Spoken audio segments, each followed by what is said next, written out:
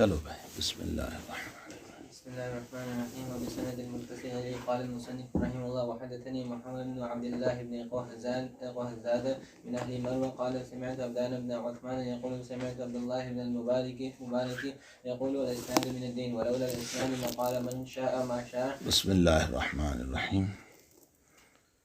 الحمد للہ رب العالمین والصلاة والسلام علی سید الانبیاء والمرسلین وعلی آلہ وصحبہ اجمعین، اما بعد.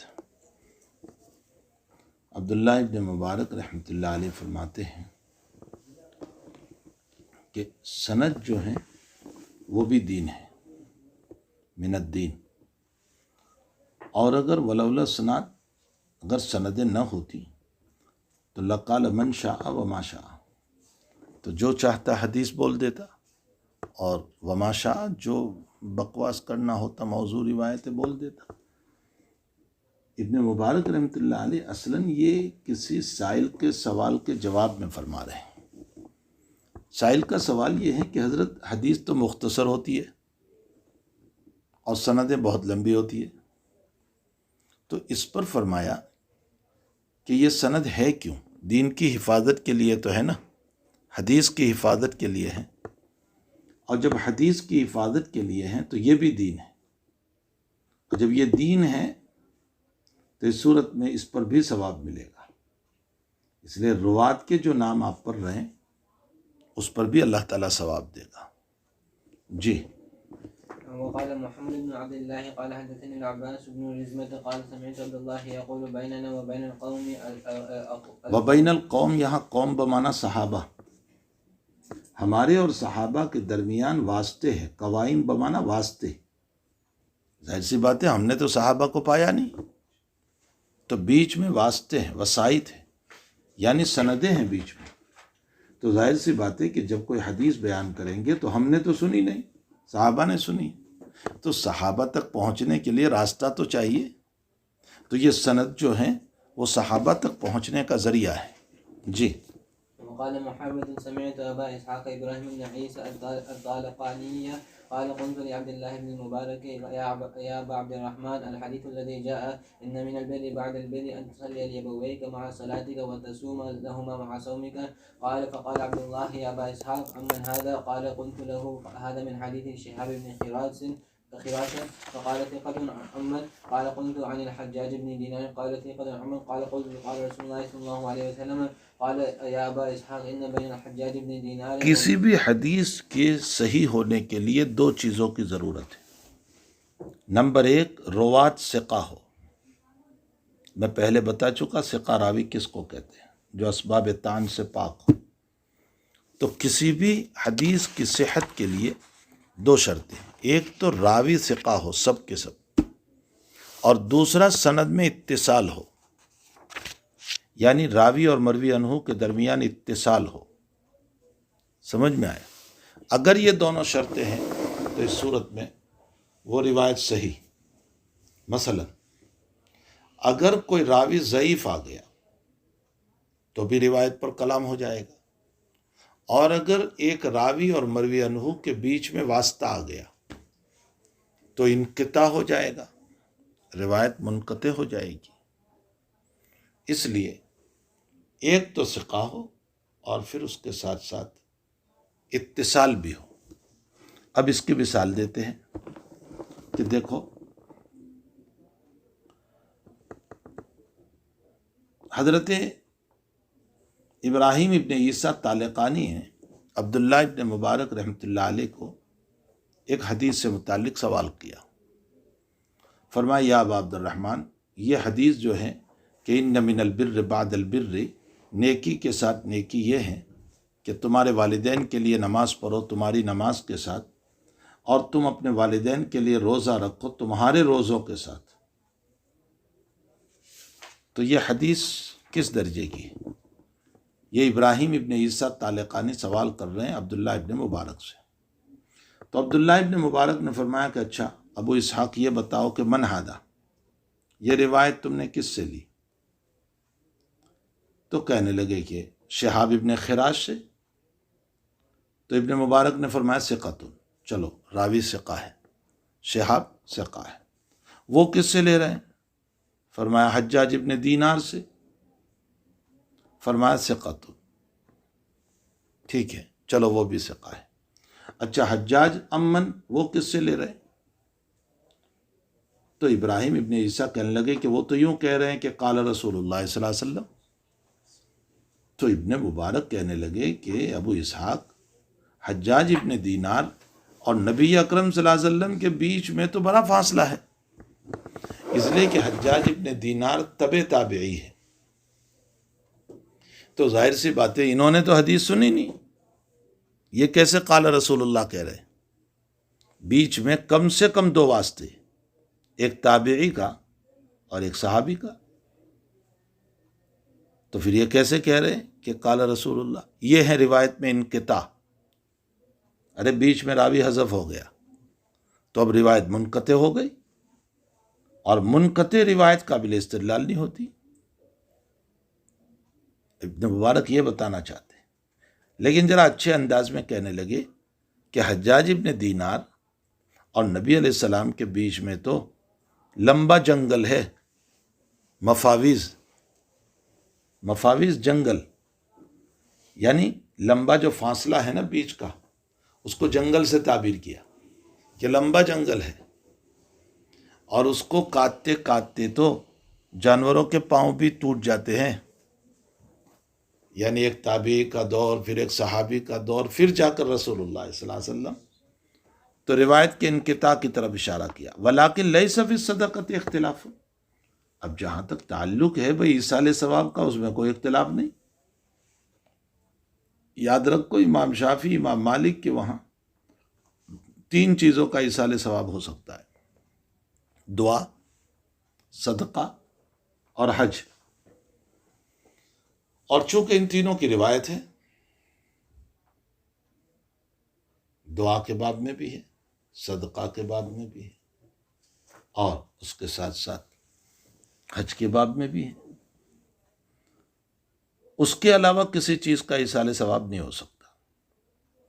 حنفیہ اور حنابلہ کے وہاں ایصال ثواب ہو سکتا ہے، اس کے علاوہ بھی، جیسے مثلا قرآن پڑھ کے ایصال ثواب، نفل نماز پڑھ کے ایصال ثواب، نفل روزہ رکھ کر ایصال ثواب۔ اس کی وجہ یہ ہے کہ قرآن پڑھنا بھی تو عبادت بدنیہ ہے، ارے بدن کی عبادت ہے، دعا کرنا بھی تو عبادت بدنیہ ہے، تو جب دعا کر سکتے ہیں تو قرآن پڑھ کے ایصال ثواب کیوں نہیں کر سکتے؟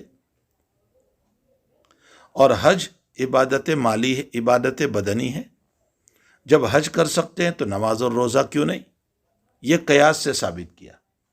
اسی لیے حنفیہ اور حنابلہ کے وہاں نفلی نماز پڑھ کے ایصال ثواب کرو، لیکن ان کی فرض نماز اگر باقی ہے تو وہ تم نہیں پڑھ سکتے، ان کا فرض روزہ اگر باقی ہے وہ تم نہیں رکھ سکتے، البتہ اپنی طرف سے نفل روزہ، نفل نماز پڑھ کے ایصال ثواب اب کر سکتے ہیں۔ جی وقال محمد سمعت علي بن شقيق يقول سمعت عبد الله بن المبارك يقول على رؤوس الناس دعوا حديث عمرو بن، یہاں سے لے کر روات پر کچھ کلام ہے۔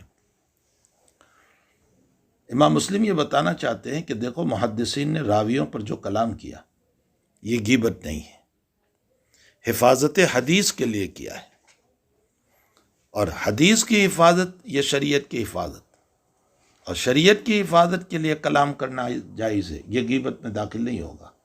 امام مسلم آگے چل کر کے اس پر تفصیلی کلام لائیں گے۔ یہاں کلام ہو رہا ہے کہ عبداللہ ابن مبارک مجمع میں فرماتے تھے علی رؤوس الناس، کہ عمرو بن ثابت کی روایت کو نہ لینا، اس لیے کہ وہ سلف کو گالیاں دیتا ہے۔ عمرو بن ثابت تبع تابعی ہے، یہ سارے صحابہ کو والعیاذ باللہ کافر کہتا تھا، یہ پکا رافضی تھا، شیعہ تھا۔ عبداللہ ابن مبارک نے اس پر کلام کیا اور کہا کہ اس کی روایت نہ لو، بلکہ اس کی موت ہوئی اور جب اس کا جنازہ ابن مبارک کے سامنے سے گزرا تو عبداللہ ابن مبارک نے اپنا دروازہ بند کر دیا، اس کی جنازے کی نماز بھی نہیں پڑھی۔ جی وحدثني أبو بكر بن النضر بن أبي النضر قال حدثني أبو النضر حاشم بن القاسم قال حدثنا أبو عقيل صاحب بهية قال كنت جالسا عند القاسم بن عبيد الله ويحيى بن سعيد فقال يحيى للقاسم يا أبا محمد إنه قبيح على مثلك عديم أن تسأل عن شيء من أمر هذا الدين فلا يوجد عندك. روایت سمجھو. ابو عقیل جو بحیہ کے آزاد کردہ غلام ہیں، صاحب بحیہ، وہ فرماتے ہیں کہ ایک مرتبہ میں قاسم ابن عبید اللہ کے پاس بیٹھا ہوا تھا اور یحییٰ ابن سعید القطان بھی تھے وہاں، یعنی قاسم ابن عبید اللہ اور یحییٰ ابن سعید القطان. میں ان کے پاس بیٹھا ہوا تھا تو یحییٰ ابن سعید نے قاسم بن، یہ دونوں جو ہیں بڑے اعلیٰ درجے کے تبع تابعی ہیں. یحییٰ ابن سعید القطان نے قاسم ابن عبید اللہ سے کہا کہ قاسم، تم سے کوئی مسئلہ پوچھے اور تم منع کر دو، یہ ٹھیک نہیں ہے، یہ اچھا نہیں ہے. قاسم نے کہا کیوں؟ تو یحییٰ ابن سعید کہنے لگے القطان کہ آپ تو دو اماموں کے بیٹے ہیں، آپ کی نسبت بڑی اونچی ہے، اور وہ نسبت اس طرح ہے کہ آپ عبداللہ ابن عمر کے پوتے ہیں اور عمر کے پرپوتے ہیں، تو آپ کا دادا بھی امام، آپ کا پردادا بھی امام. آپ کا نسب نامہ اس طرح ہے، قاسم ابن عبید اللہ ابن عبداللہ ابن عمر، قاسم ابن عبید اللہ ابن عبداللہ ابن عمر. تو دو امام ہوئے کہ نہیں؟ عبداللہ ابن عمر بھی اور عمر بھی. تو ایسے عظیم المرتبت خاندان سے آپ کا تعلق، اور آپ کہہ رہے ہیں کہ مجھے معلوم نہیں، اچھا نہیں. اور ایک قول کے مطابق آپ باپ کے اعتبار سے تو حضرت عمر سے ملتے تھے، قاسم ابن عبید اللہ، اور ماں کے اعتبار سے ابو بکر سے ملتے تھے. آپ کی والدہ جو ہے نا، قاسم ابن عبید اللہ کی والدہ، یہ ابو بکر کی پوتی تھی. تو ویسے بھی دو امام کے بیٹے ہو گئے، ابو بکر اور عمر. فرمایا کہ آپ اتنے بڑے امام کے بیٹے ہیں اور آپ نہ کہہ دو. تو قاسم نے جواب دیا کہ میں کسی مسئلے کو اگر نہیں جانتا اور اس پر میں نہ کہہ دوں، یہ بہتر ہے کہ میں جہالت والا جواب دوں. امام مالک سے 80 مسئلے پوچھے گئے، 80. آپ نے اکثر مسئلے پر فرمایا لا ادری، مجھے نہیں معلوم. تو اس سے شان میں کوئی کمی تھوڑے ہی آ جاتی ہے. نہیں معلوم ہے، نہیں معلوم، نہ کہہ دو. اور پھر دوسری بات فرمائی قاسم نے کہ میں غیر ثقہ سے روایت لوں جو ضعیف ہے، اس کے بجائے میں بالکل روایت نہ لوں، یہ بہتر ہے.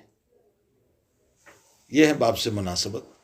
اسی کو فرمایا کہ یحییٰ ابن سعید نے قاسم سے یوں کہا کہ آپ کے لیے بہت بری بات ہے کہ آپ سے انتسأل عن شیء من امر ھذا الدین، دین کے سلسلے میں پوچھا جائے، فلا یوجد عندک منہ علم، آپ کے پاس کوئی علم نہ ہو اس کا، ولا فرج، اور کوئی نکلنے کا راستہ نہ ہو، یا یوں کہا کہ علم ولا مخرج.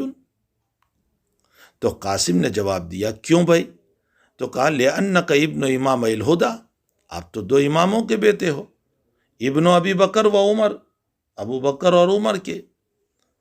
تو قاسم نے کہا بھائی اس سے بدتر بات عقل مند کے نزدیک یہ ہے، جس کو اللہ نے عقل دی ہو، عقل من اللہ، ان اقول بغیر علم، کہ بغیر علم کے کوئی بات کہہ دے یا غیر ثقہ سے روایت لے لے. پھر یحییٰ ابن سعید القطان خاموش ہو گئے، فما اجابہ، کوئی جواب نہیں دیا. جی اگلا واقعہ بھی یہی ہے، لیکن اس میں امام الہدی سے عبداللہ ابن عمر اور عمر کو مراد لیا، وہی روایت ہے جو ابھی پڑھی. چلیے. قال حدثني بشر بن الحكم العبدي قال سمعت سفيان يقول أخبروني عن أبي عقيل صاحب بهية أن ابنا لعبد الله بن عمر رضي الله عنهما سألوه عن شيء لم يكن عنده فيه علم فقال له يحيى بن سعيد والله إني لأعظم أن يكون مثلك وأنت ابن إمام يهودا يعني عمر وابن عمر رضي الله عنهما تسأل عن أمر ليس عندك فيه علم. فقال أعظم من ذلك والله عند إن الله وعند من أقل عن الله أن أقول بغير علم أو أخبر عن غير ثقة. قال وشهدهما أبو عقيل يحيى بن المتوكل حين قال ذلك. وبه قال حدثنا عمرو بن علي أبو حفص قال سمعت يحيى بن سعيد قال سألت سفيان الثوري وشعبة ومالكا وابن عيينة عن الرجل لا يكون ثبتا في الحديث فيأتيني الرجل فيسأل. یعنی سفیان ثوری، امام شعبہ، مالک عبد الحجاج، سفیان ابن عیینہ سے پوچھا گیا کہ حضرت ایک آدمی ثبت نہیں ہے حدیث میں، ثقہ نہیں، تو اور فیاتین الرجل، اور کوئی آدمی مجھے پوچھتا ہے اس کے سلسلے میں کہ بھئی اس سے حدیث لے تو میں منع کر دوں؟ فرمایا بالکل منع کرو. کیوں؟ اس لیے کہ شریعت کو بچانا ہے، اس کی عزت جاوے نہ جاوے، لیکن ہم کلام کریں گے کہ آدمی حدیث کا نہیں ہے. جی میں آپ کو بتا چکا ہوں کہ حفاظت حدیث کے خاطر اور حفاظت دین کے خاطر تو علی ابن مدینی نے اپنے باپ کو معاف نہیں کیا تھا، اپنے باپ کے متعلق کہہ دیا میرے باپ سے روایت نہ لو. امام ابو داؤد سجستانی نے اپنے بیٹے پر کلام کر دیا، اور زید بن ابی انیسہ نے اپنے بھائی یحییٰ پر کلام کیا اور یہ کہا کہ وہ کذاب ہے. جی وبه قال عبيد الله بن سعيد قال سمعت النذر يقول سئل ابن عون عن حديث لشهر وهو قائم على یہ شہر ابن حوشب پر کلام ہو رہا ہے، عن حدیث شہر وهو قائم على اسقفۃ الباب، دروازے کی چوکھٹ پر کھڑا تھا. تو عبداللہ ابن عون نے کہا کہ شہر کو نیزے مارے ہیں، ان شہر نزقوہ، ان شہر نزقوہ، شہر کو نیزے مارے. نیزے مارنے کا مطلب لوگوں نے کلام کیا ہے، مطلب متکلم فی راوی ہے. امام مسلم یہی فرماتے ہیں کہ آئی السنۃ الناس، لوگوں نے کلام کیا ہے. جی وبه قال حدثني حجاج بن الشاعر قال حدثنا شبابة قال شعبة وقد لقيت شهرا. امام شعبہ جب ملے ہیں شہر سے، شہر ابن حوشب سے، یہ مغفر راوی ہے اس لیے فرمایا، اس کی روایت کو شمار میں نہیں لیا. فلم اعتد به.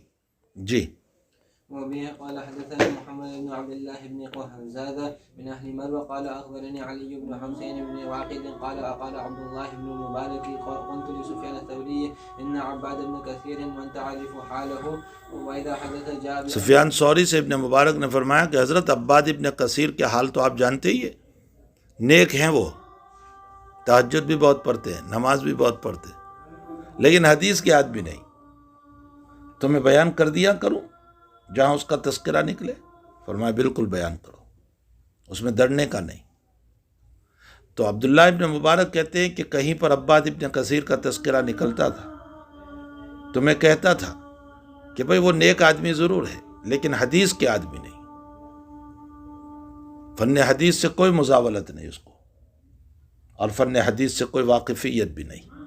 جی وإذا حدث جاء بأمر عظيم فترى أن أقول للناس أتأخذ عنه. قال سفيان بلى. قال عبد الله فكنت إذا كنت في مجلس ذكر فيه عباد أثنيت عليه في دينه وأقول لا تأخذوا عنه. جی لا تأخذوا عنه مطلب اس سے حدیث نہ لو. جی قال حدثنا محمد حدثنا عبد الله بن عثمان قال أبي قال عبد الله بن المبارك انتهيت إلى شعبة فقال هذا عباد بن كثير فاحذروه. جی وبه قال حدثنا الفضل بن فاحذروه، اس سے بچو. جی حدثنا الفضل بن سهل قال سألت معل الرازي عن محمد بن سعيد الذي روى عنه عباد بن كثير فأخبرني عن عيسى بن يونس قال كنت على بابه وسفيان عنده فلما خرج سألته عنه فأخبرني أنه كذاب. چلیے. وبه قال حدثني محمد بن أبي عتاب قال أخبرني عفان على محمد بن يحيى بن سعيد القطان عن أبيه قال. یحییٰ بن سعید القطان فرماتے ہیں کہ لم نر الصالحین فی شیء اقذب منہم فی الحدیث، ہم نے صالحین سے زیادہ حدیث کے باب میں جھوٹ بولتے کسی کو نہیں دیکھا. یہاں صالحین مطلب صوفیہ. یحییٰ بن سعید القطان کہتے ہیں کہ صوفیہ حدیث میں بہت جھوٹ بولتے ہیں. تو ابن ابی عتاب کہتے ہیں کہ مجھے بڑا تعجب ہوا کہ صوفیہ پر کلام ہو رہا ہے. تو مجھے بات صحیح نہیں لگی کہ یحییٰ بن سعید القطان نے کہا بھی ہے یا نہیں کہا. تو میں ان کے بیٹے سے ملا، محمد سے، کہ کیا تمہارے والد صاحب نے یہ بات کہی ہے کہ صوفیہ جھوٹ بولتے؟ فرمایا ہاں، میرے والد صاحب کی بات ہے. امام مسلم رحمۃ اللہ علیہ فرماتے ہیں کہ اس کا یہ مطلب نہیں ہے کہ صوفیہ جان بوجھ کر جھوٹ بولتے ہیں. اصل میں صوفیہ کا مسئلہ یہ ہے کہ وہ بیچارے ہر ایک سے حسن ظن رکھتے ہیں، سب کو اچھا سمجھتے ہیں. حالانکہ حدیث کے باب میں ایسا نہیں ہوگا. حدیث کے باب میں تو کھرے کھوتے کو پرکھا جائے گا، بلکہ کلام بھی کرنا پڑے گا. اب صوفیہ کا حال یہ ہے کہ ہر ایک کے باب میں حسن ظن، جی آپ بھی اچھے ہیں، بہت اچھے، آپ بھی بہت اچھے، آپ بھی بہت اچھے. اب جب ہر ایک کو اچھا سمجھتے ہیں تو کسی کو جھوٹا سمجھتے ہی نہیں. اب جھوٹا سمجھتے نہیں تو جس نے جو حدیث بیان کی صوفیہ نے اس کو صحیح مان لی، اور جب صوفیہ نے اس کو صحیح مان لی تو اس کو بیان کرتے ہیں پھر صوفیہ. تو جان بوجھ کر اب جھوٹی حدیث بیان نہیں کرتے. یہ ہے غلطی کی وجہ. اسی لیے تصوف میں بہت زیادہ موضوع حدیث ہے.